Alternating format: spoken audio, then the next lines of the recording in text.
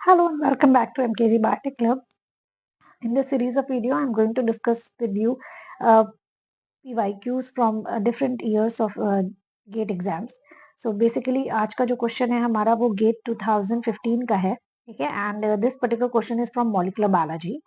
सो यहाँ पे ये क्वेश्चन 2 मार्क्स का है and match the following type है. एक मैच द फॉलोइंग टाइप के में क्वेश्चंस में मैंने आपके संग एक चीज जो बहुत अच्छे से डिस्कस की हुई है ये है कि हमारे पास अगर हमें सारे पार्ट नहीं भी पता है, मतलब कॉलम 1 एंड कॉलम 2 में जो ऑप्शंस दिए होते हैं अगर हमें सारे ऑप्शंस नहीं भी पता है, सो उस केस में भी we can easily attempt these questions just by applying the elimination technique. ठीक है, एलिमिनेशन टेक्निक के थ्रू हम इस क्वेश्चन को इजीली अप्लाई कर सकते हैं या एलिमिनेशन टेक्निक अप्लाई करके इस क्वेश्चन को अटेम्प्ट कर सकते हैं. तो यहाँ पे जो हमको ग्रुप 1 में दिए हैं वो है क्लोरोएम्पिसिनिकॉल, फेनम्सिनीन, टेट्रासाइलिन एंड क्यूनोलोन. तो यहाँ पे एक चीज पता है कि जो क्यूनोलोन है ये बहुत ज्यादा बच्चों को नहीं पता होता है इसके बारे में. ठीक है, मे भी हो सकता है इसके बारे में ज्यादा ना पता हो, बट जो बहुत ज्यादा यूज होती है एंटीबायोटिक्स जिनके बारे में बहुत ज्यादा हमने पढ़ा है अपने ग्रेजुएशन में भी पोस्ट ग्रेजुएशन में भी, दैट इज टेट्रासाइलिन एंड रिफेम्पसिलिन. ठीक है, तो इन दोनों क्यू जो है आपका रिफेम्पसिलिन, ठीक है, ये एंड टेट्रासाइलिन, तो ये दो के बारे में हमने बहुत पढ़ा हुआ है. तो इन दो को भी अगर हम मैच कर ले जाएंगे तो देखते हैं शायद हम क्वेश्चन करके ले जाएं. फर्स्ट हम देखते हैं टेट्रासाइलिन. टेट्रासाइलिन का हमें बहुत अच्छे से पता है कि ये प्रोटीन सिंथेसिस को इनहिबिट करती है. कैसे? 30s राइबोसोमल की जो दो यूनिट्स होती हैं 30s एंड 50s, उसमें 30s राइबोसोमल सब यूनिट से बाइंड करके. ठीक है, तो आर का अगर हम ऑप्शंस की बात करें तो आर का फर्स्ट ऑप्शन है, that is inhibit protein synthesis by acting on 30s ribosomal सब यूनिट. ठीक है, तो अब हम एक बार ऑप्शंस को चेक कर लेते हैं कि आर का 1 हमें कौन कौन से ऑप्शंस में दिया है. तो ए में तो नहीं दिया, ए में तो 3 दिया है आर का. बी में दिया है, देखिए बी में आर का 1 दिया है, एंड अगेन सी में भी आर का 1 दिया है, एंड डी में आर का 3. तो हमारे पास दो ऑप्शन हमने एलिमिनेट कर दिए, option A and option D. तो अभी हमारे पास दो ऑप्शन रह गए हैं, ऑप्शन बी एंड ऑप्शन सी.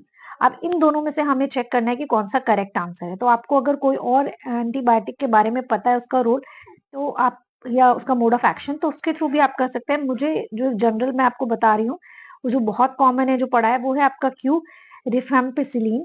ठीक है, इसके बारे में. तो इसका जो रोल होता है, इसका रोल बेसिकली आपके होता है आरएनए पॉलीमरेज की एक्टिविटी को इंटरफेयर करता है ये. ठीक है, तो अब ऑप्शन देख लेते हैं. सेकेंड ऑप्शन है आपका interfere with DNA replication by inhibiting DNA guys, नहीं ये नहीं है. थर्ड ऑप्शन है आपका inhibit protein synthesis by acting on 50s ribosomal subunit, no ये भी नहीं है. Fourth one that is interfere with RNA polymerase activity, yes this is the right answer. ये आरएनए पॉलीमरेज की एक्टिविटी को इंटरफेयर करता है. तो क्यू का 4, तो क्यू का 4 भी अगेन दो ऑप्शंस में दिया है, बी में एंड डी में, लेकिन डी हम पहले इलिमिनेट कर चुके हैं, तो डी तो सही आंसर हो ही नहीं सकता. तो यहाँ से हम चेक कर लेंगे कि बी है करेक्ट आंसर. ठीक है, तो just by knowing any two options from this match the following type questions we can easily attempt this type of questions. उसके अलावा बाकी सारा पार्ट भी एक बार चेक कर लेते हैं. जो फर्स्ट है आपका क्लोरोफिनिकॉल, इसमें क्या है बेसिकली, ये इसका रोल भी मेरे ख्याल से काफी सारे बच्चों को पता होगा. अगर नहीं पता है तो हम एलिमिनेशन टेक्निक के थ्रू तो हमने अटेम्प्ट कर ही लिया है, क्वेश्चन चेक कर लेते हैं.